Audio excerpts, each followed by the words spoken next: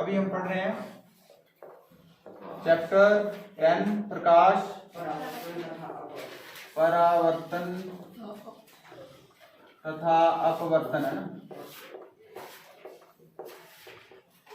तो परावर्तन हमने पढ़ लिया, प्रकाश के बारे में हमने नियम पढ़ लिए, प्रकाश के परावर्तन के नियम ये पढ़ लिए।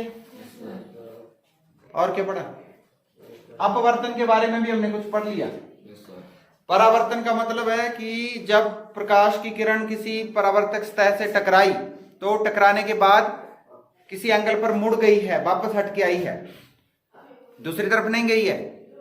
दूसरी तरफ तब जाएगी जब माध्यम कैसा हो? पारदर्शी हो। दीवार है, दीवार के पार हम देख नहीं पा रहे, कोई वस्तु ऐसी है जो अपारदर्शी है, उससे प्रकाश की किरण दूसरी तरफ नहीं जा रही है, इसलिए वो अपारदर्शी है। तो उससे जब टकराएगी प्रकाश की किरण तो वह परावर्तित हो जाएगी। और एंगल क्या होगा वो नियम मैंने आपको बता दिए हैं, अभी दोबारा नहीं करेंगे, टाइम वेस्ट होता है। तो परावर्तन हमने देखा कि दर्पण के द्वारा भी होता है।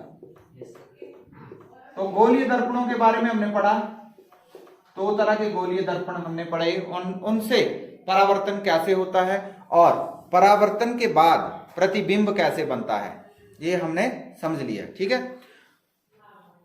दर्पण द्वारा परावर्तन के पश्चात हम अपवर्तन के बारे में पढ़ रहे थे। अपवर्तन का मतलब जब प्रकाश एक माध्यम से दूसरे माध्यम में जाएगा, ये माध्यम 1 है, माध्यम 2 है, तो किसी एक कोण पर मुड़ जाएगा, ऐसे मुड़ गया। ठीक है। जैसे यहां बड़ा ही सीधा हो गया, जैसे इतना तिरछा आ रहा था, अब जाना तो ऐसे चाहिए था, लेकिन ऐसे नहीं गया वो ऐसे भी जा सकता है, ऐसे भी जा सकता है। किस बात पर निर्भर करता है कि इस माध्यम से जब दूसरे माध्यम में प्रकाश की किरण प्रवेश करती है तो वह माध्यम कितना सघन है। अगर ज्यादा घना है तो इस तरफ को मुड़ेगी, अगर विरला है तो अगर घना है तो इस तरफ को मुड़ेगी, अगर विरला है तो इस तरफ को मुड़ेगी। समझ गए? ऐसे होता है। तो प्रकाश की किरण यहां पर अगर हम 90 डिग्री का कोण बनाएं, ठीक है, इस बिंदु पर ये 90 डिग्री का कोण है ये, ठीक है। तो प्रकाश की आपतित किरण ये है। तो ये जो किरण गिर रही है, ये जब सीधी निकलनी थी तो ऐसे जानी थी, लेकिन क्योंकि ये माध्यम, अगर ये माध्यम घना है, सघन है, सघन बोलेंगे, सघन माध्यम है, तो ये इसको हम बोलते हैं अभिलंब। 90 डिग्री के कोण को क्या बोला हमने? अभिलंब। तो अभिलंब की ओर को मुड़ेगी, ऐसे जाना था लेकिन अभिलंब की ओर को मुड़ जाती है, इस तरफ को। वैसे ही अगर ये विरला माध्यम होता तो इस तरफ को जाना था, यानी अभिलंब तो इस तरफ था, अभिलंब से दूर मुड़ी है प्रकाश की किरण। तो प्रकाश की किरण अभिलंब की ओर मुड़ेगी या अभिलंब से परे मुड़ेगी, ये निर्भर करता है कि जो माध्यम 2 है वह माध्यम कितना विरला है और कितना घना है। अगर घना है तो अभिलंब की ओर को मुड़ेगी किरण, अगर विरला माध्यम है तो अभिलंब से परे मुड़ेगी। ठीक है, समझ गए? तो इस तरह से जब एक माध्यम से दूसरे माध्यम में प्रकाश की किरण जा रही है तो गुजर जा रही है, अगली तरफ चली जा रही है, तो इसे हम बोलेंगे अपवर्तन। अपवर्तन हुआ। प्रकाश की किरण जा रही थी, सीधी चलती है प्रकाश की किरण, लेकिन किसी माध्यम की वजह से वो हल्की सी बेंड हो गई है। ये मैंने समझा दिया था आपको पिछले चैप्टर में, पिछले लेक्चर में हमने ये सब पढ़ लिया था। आज हम पढ़ेंगे इसी के बारे में, जो गोलीय लेंस होते हैं उनमें प्रतिबिंब कैसे बनते हैं। ठीक है। तो अपवर्तनांक के बारे में हमने पढ़ा था। क्या होता है अपवर्तनांक? कैसे मापा जाता है? यानी एक माध्यम से जब दूसरे माध्यम में प्रकाश की किरण गुजरती है तो कितने एंगल पर वो बेंड हो रही है, इसे हम कहेंगे अपवर्तनांक। इसको निकालेंगे कैसे? अपवर्तनांक को इस तरह से एन नहीं होता, इसको न्यू बोलते हैं वैसे, तो इससे डिनोट करते हैं। और इसको निकालना है अगर हमने, तो क्या करेंगे? पहले माध्यम में प्रकाश की चाल को देखेंगे, किस स्पीड से चल रहा था वो, ठीक है, और बटा दूसरे माध्यम में प्रकाश की चाल देखेंगे, दोनों को कंपेयर करेंगे, दोनों को कंपेयर करेंगे, उससे हम निकाल सकते हैं अपवर्तनांक। ठीक है, तो अपवर्तनांक जैसे अगर हमने माध्यम 2 का निकालना है, 2 का अपवर्तनांक निकालना है 1 के सापेक्ष, तो इस तरह से होगा। पहले माध्यम में, माध्यम 1 में प्रकाश की चाल जिसको हम V1 लिख देंगे, और माध्यम 2 में प्रकाश की चाल V2 लिख देंगे। V होती है ना चाल, चाल को ज्यादातर वेलोसिटी से, पिछले साल आपने पढ़ा था वेलोसिटी या स्पीड बोलते हैं हम, तो कितनी स्पीड है उसको V से डिनोट करते हैं। प्रारंभिक वेग u, अंतिम वेग v, ऐसे कुछ लिखा था हमने 9th क्लास में। तो हम जब भी प्रकाश की चाल की बात करेंगे तो v से डिनोट करेंगे। पहले माध्यम में V1 लिख देंगे, दूसरे माध्यम के लिए V2 लिख देंगे। तो यहां पर क्या निकल रहा है, दूसरे माध्यम का अपवर्तनांक निकल रहा है जो नीचे लिखा हुआ है, किसके सापेक्ष, जो पहला है जो ऊपर लिखा हुआ है। ठीक है, वैसे मान लो माध्यम 2 है, माध्यम 2 है इसको ऊपर लिखेंगे और माध्यम 1 को नीचे लिखेंगे। तो अब अपवर्तनांक माध्यम 1 का निकल रहा है 2 के सापेक्ष। अब हम इसका निकाल रहे हैं जो नीचे लिखा हो। मान लो पहला माध्यम है वायु, वायु से प्रकाश की किरण गुजर रही है, और दूसरा है कांच। मान लो तीसरा है, उसकी स्पीड आ गई ये आपकी जल में, ये मान लेते हैं V4 केरोसिन में। ठीक है, तो किसी के सापेक्ष निकाल सकते हैं। मैंने कांच की जल के सापेक्ष निकालनी है, तो N2 निकालेंगे हम किसके सापेक्ष, 3 के। तो ऊपर लिखेंगे 3 की तीसरे माध्यम में स्पीड, और नीचे लिखेंगे दूसरे माध्यम में स्पीड। अगर मैंने केरोसिन का निकालना है अपवर्तनांक कांच के सापेक्ष, तो V4 को नीचे लिखूंगा मैं, V4 इसका निकाल रहे हैं अपवर्तनांक किसके सापेक्ष, कांच के, तो V2 आएगा, N4 2 ऐसे लिखूंगा मैं। 4 का अपवर्तनांक 2 के सापेक्ष, किसी के सापेक्ष निकाल सकते हैं। लेकिन अगर मैं वायु के सापेक्ष निकालूं, किसी भी माध्यम का अपवर्तनांक वायु के सापेक्ष निकालूं, तो वह उसका निरपेक्ष अपवर्तनांक रहेगा। अगर जल के सापेक्ष निकाला तो मैं बोलूंगा जल के सापेक्ष अपवर्तनांक केरोसिन का। मान लो केरोसिन का निकाला, यहां पे जैसे V2 V3 किसका निकाला, कांच का, कांच का अपवर्तनांक निकाला, किसके सापेक्ष निकाला, जल के सापेक्ष निकाल रहा हूं मैं। यहां पे मैं देखो, यहां पे कांच का अपवर्तनांक किसके सापेक्ष निकाल रहा हूं, वायु के, तो इसे मैं कहूंगा कांच का अपवर्तनांक, निरपेक्ष अपवर्तनांक। जब भी वायु के सापेक्ष निकालेंगे किसी अपवर्तनांक को, वायु के सापेक्ष निकालेंगे, तो हम उसका निरपेक्ष अपवर्तनांक बोलेंगे, या सिंपली अपवर्तनांक भी बोल देंगे। तो जो आपकी सारणी दी हुई है यहां पे, जैसे यहां पे दिया हुआ है हीरे का अपवर्तनांक कितना है, 2.42 हीरे का अपवर्तनांक है। तो कैसे निकाला है, मान लो हीरा क्या है, डायमंड, तो डायमंड में स्पीड प्रकाश की D लिख दिया मैंने, D से डायमंड। ठीक है, वायु में कितनी है, V1 थी, तो मैंने कैसे निकाला, V1 बटा VD, ऐसे निकाला होगा, V1 बटा VD। अब देखो वायु में प्रकाश की चाल V1 मान ली थी हमने, डायमंड में हीरे में प्रकाश की चाल VD मान लेते हैं, या 6 7 8 जो भी बोल दो, मैंने D मान ली। ठीक है, तो ये क्या है, हीरे का किसके सापेक्ष, वायु के। तो जब भी वायु या निर्वात के सापेक्ष हम निकालेंगे, तो हम ये नहीं बोलेंगे हीरे का वायु के सापेक्ष अपवर्तनांक, उसको डायरेक्ट बोलेंगे हीरे का अपवर्तनांक।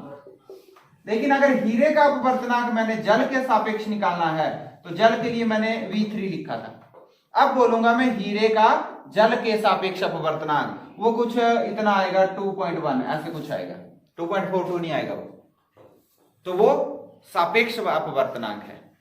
ठीक है, समझ गए। तो जब वायु के सापेक्ष निकाल रहे हैं तो सीधा अपवर्तनांक कह देंगे। तो यहां पर जितने भी अपवर्तनांक दिए हैं सारणी 10.3 में, ये वायु के सापेक्ष निकाले गए हैं, इसलिए इनको डायरेक्टली क्या बोला है, अपवर्तनांक। समझ गए। अब यहां पर हम स्पीड भी निकाल सकते हैं। अच्छा, डायमंड का 2.42 है, कितना है? 2.42 है। तो प्रकाश की चाल वायु में कितनी होती है? 3 गुणा 10 की शक्ति 8 मीटर प्रति सेकंड। अब हीरे के अंदर प्रकाश की चाल निकाल सकता हूं, मैं निकाल सकता हूं। इसको इधर ले आऊंगा, इसको नीचे ले जाऊंगा, तो हीरे के अंदर प्रकाश की चाल Vd मानी थी हमने।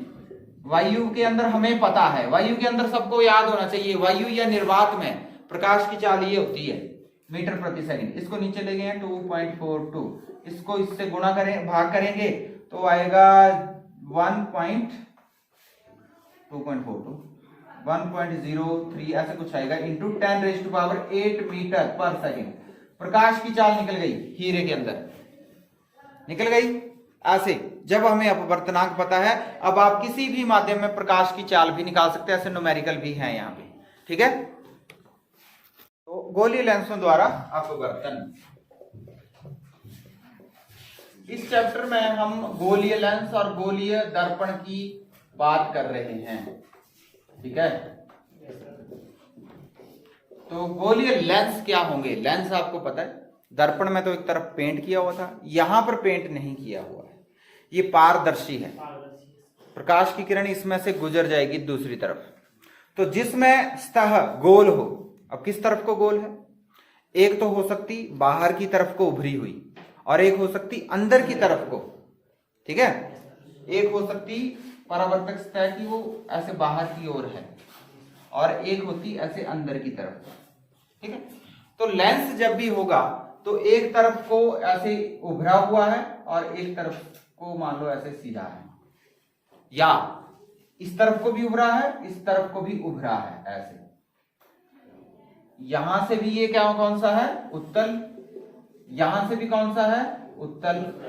तो द्विउत्तल लेंस हो गया ये, या सिंपल उत्तल लेंस ही बोलेंगे। वैसे ही अवतल की बात करेंगे तो अवतल में क्या है? बीच में से अंदर की तरफ को होता है, बाहर को कहां से होता है? किनारों पर। ऐसे भी हो सकता था, ऐसे भी हो सकता था, इस तरफ को सीधा भी हो सकता था, जरूरी नहीं है। ऐसे भी हो सकता था, या दोनों तरफ को ऐसे हो सकता था, ठीक है। तो ये द्विअवतल उत्तल अवतल लेंस हो गया था, या अवतल लेंस भी बोल सकते हैं इसको, ठीक है। जब प्रकाश की किरण इसमें से गुजरेगी, जब प्रकाश की किरण ऐसे जाएगी तो ऐसे मुड़ जाएगी अंदर की तरफ को, इसको हम बोल रहे हैं कि प्रकाश की किरण अभिसारित हो रही है फोकस की तरफ को। तो ये अभिसारित कर रहा है, किरण को क्या कर रहा है? अभिसारित करता है, तो इसको हम अभिसारी लेंस भी बोलते हैं। और इसको ये क्या करता है? ये प्रकाश की किरण को दूर भेज देता है, तो इस या अपसारित होती है और केंद्र की तरफ को मिलती हुई प्रतीत होगी, वैसे ये इधर को प्रतीत हो रही है इधर को, ठीक है। तो इसको हम ये क्या कर रहा है? अपसारित करता है, अपसारित कर रहा है प्रकाश की किरण को, तो इसको हम अपसारी लेंस भी बोलेंगे। इसलिए ये याद रखना, 8वीं में पढ़ा है आपने। उत्तल लेंस को हम अभिसारी लेंस भी बोलते हैं, और अवतल लेंस को अपसारी लेंस भी कहा जाता है।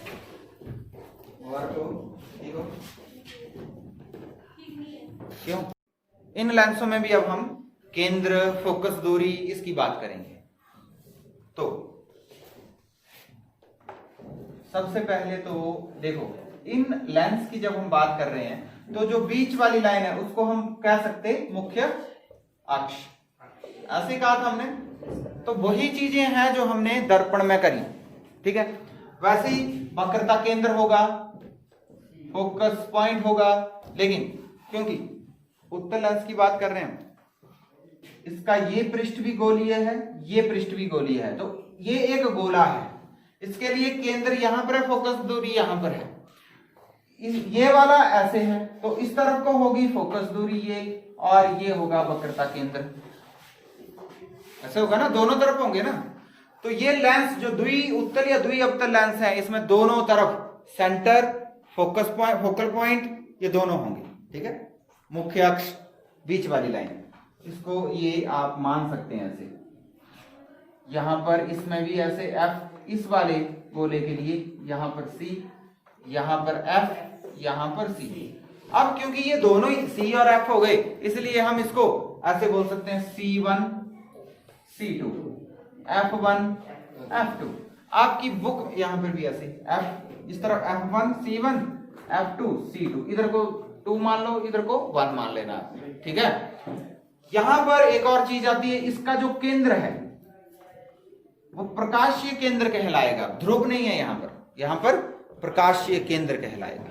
तो इसको हम बोलेंगे ऑप्टिकल सेंटर, यानी O फॉर ऑप्टिकल, O मानेंगे इसको, ऑप्टिकल सेंटर। समझ गए? तो यहां पर सेंटर में O पॉइंट आ जाएगा इसका। ठीक है, तो ये सारे बिंदु आपने इसमें ध्यान रखना, दोनों तरफ होंगे। अच्छा, इसमें आपकी बुक में क्या दिया हुआ है, यहां पे F1 और यहां पे 2F1 बोला हुआ है, मतलब F का डबल है, F का डबल वही होता है C। तो यहां पर अगर 2F1 बोला है तो बुरा नहीं मानने उसकी बात का। ठीक है,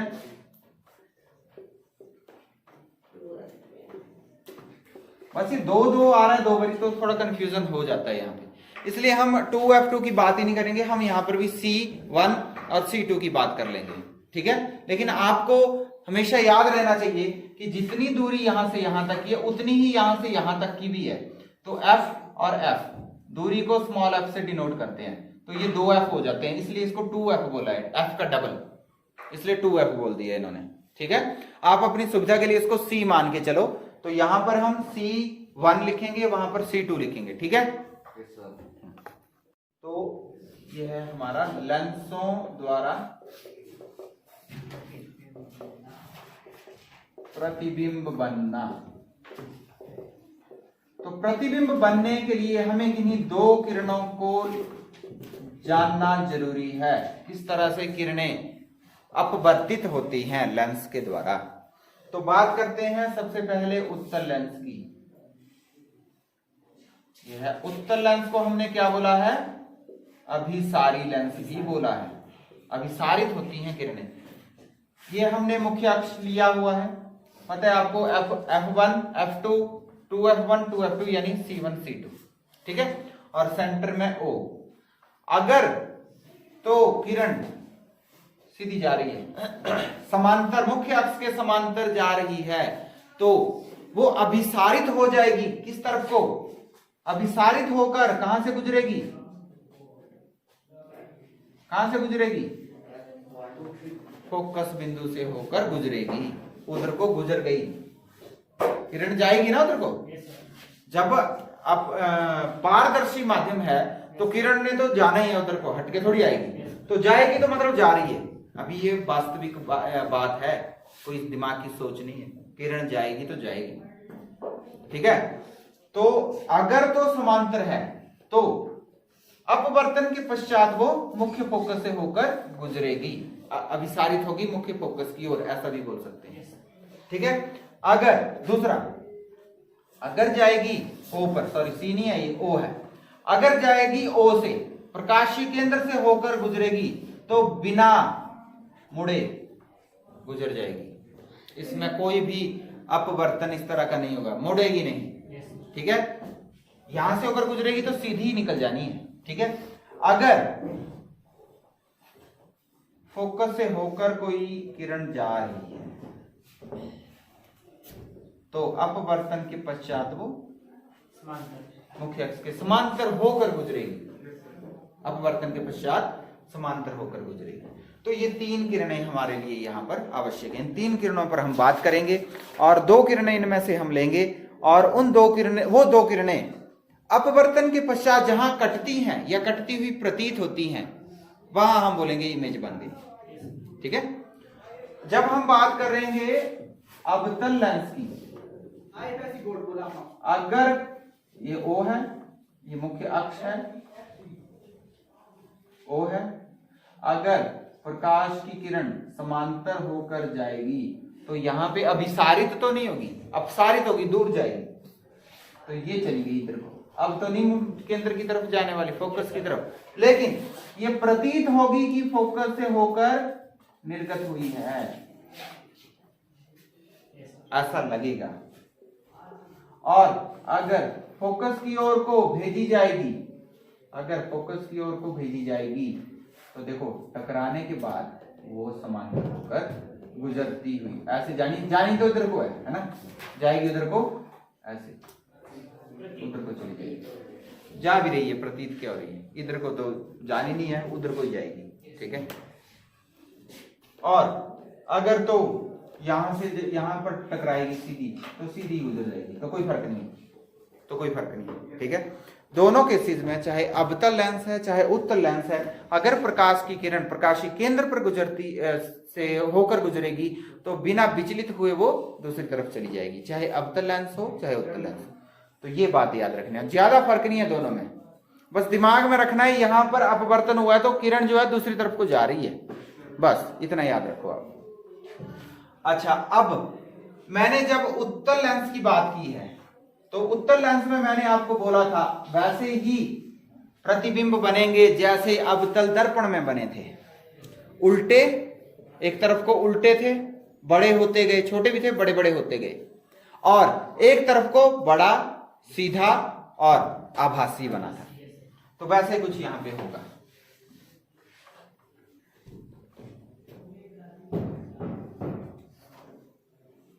वो पॉइंट है।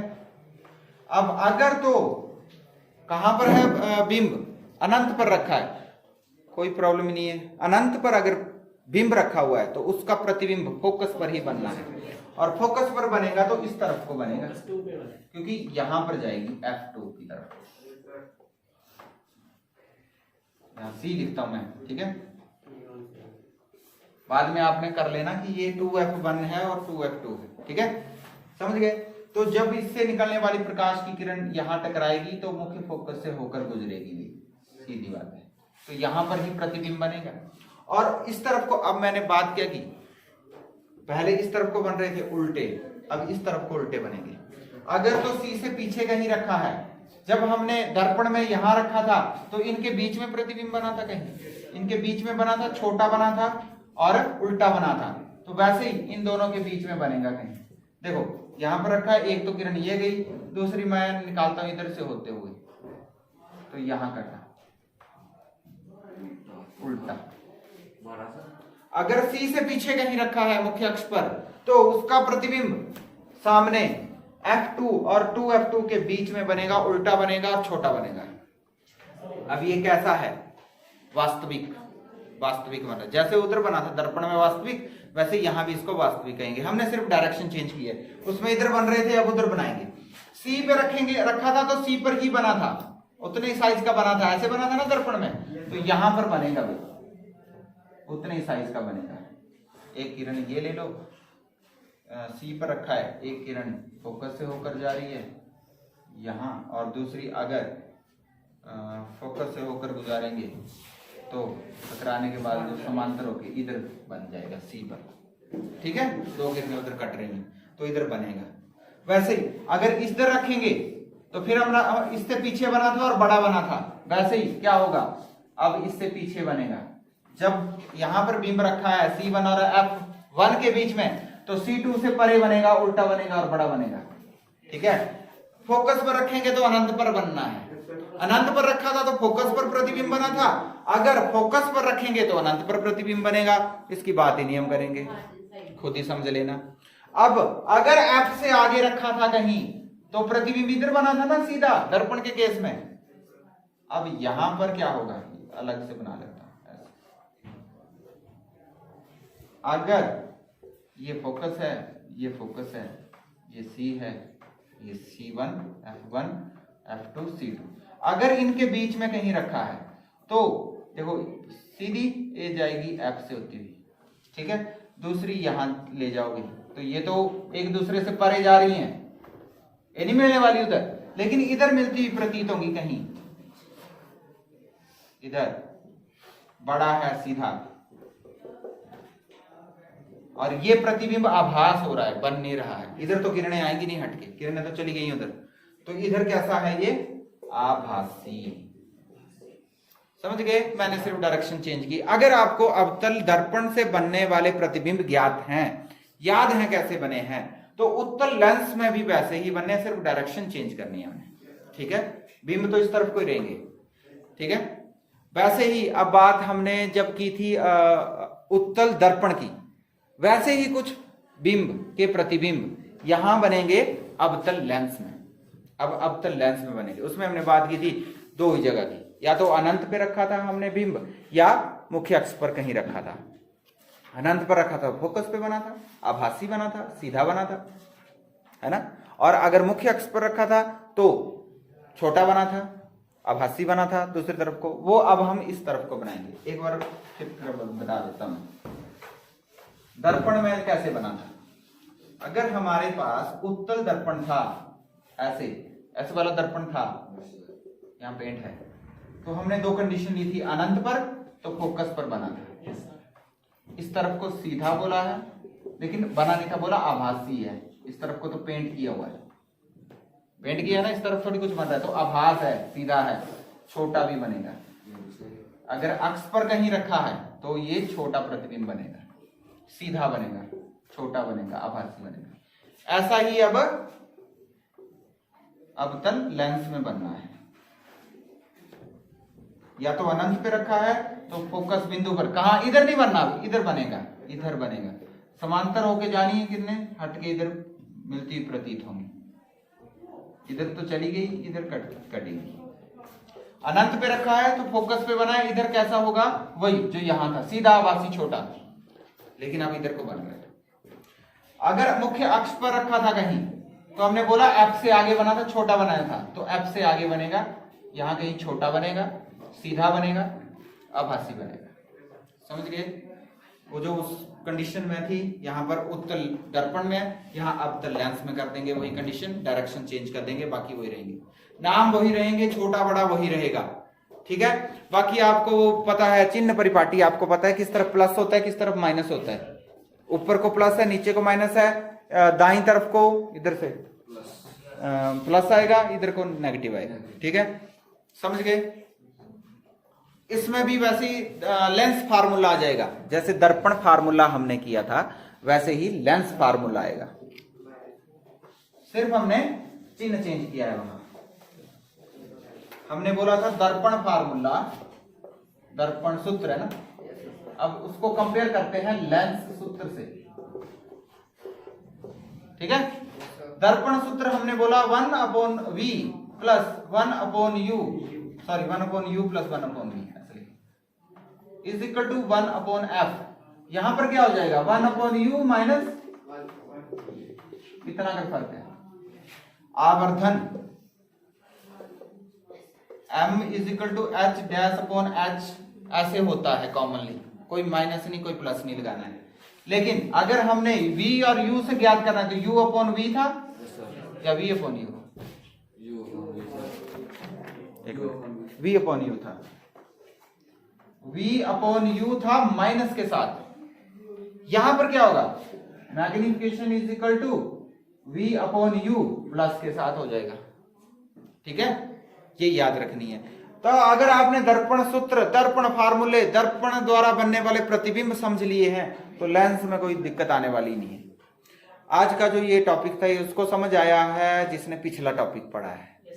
जिसने पिछला नहीं पढ़ा है वो देख रहा है कि ये क्या हो रहा है, उसके लिए हम आपसे क्षमा प्रार्थी हैं, क्योंकि हमें खेद है आप लोग स्कूल नहीं आ पाए थे, लेकिन ये आपकी जिम्मेदारी थी कि आप स्कूल आते। जब स्कूल में बुलाया गया था, तो अगर नहीं भी बुलाया गया था तब भी आपकी जिम्मेदारी थी कि हमने वीडियो डाले थे वो आपने पढ़ लिए, समझ लिए हों। वहाँ पे नहीं समझे तो उसके लिए हमें खेद है।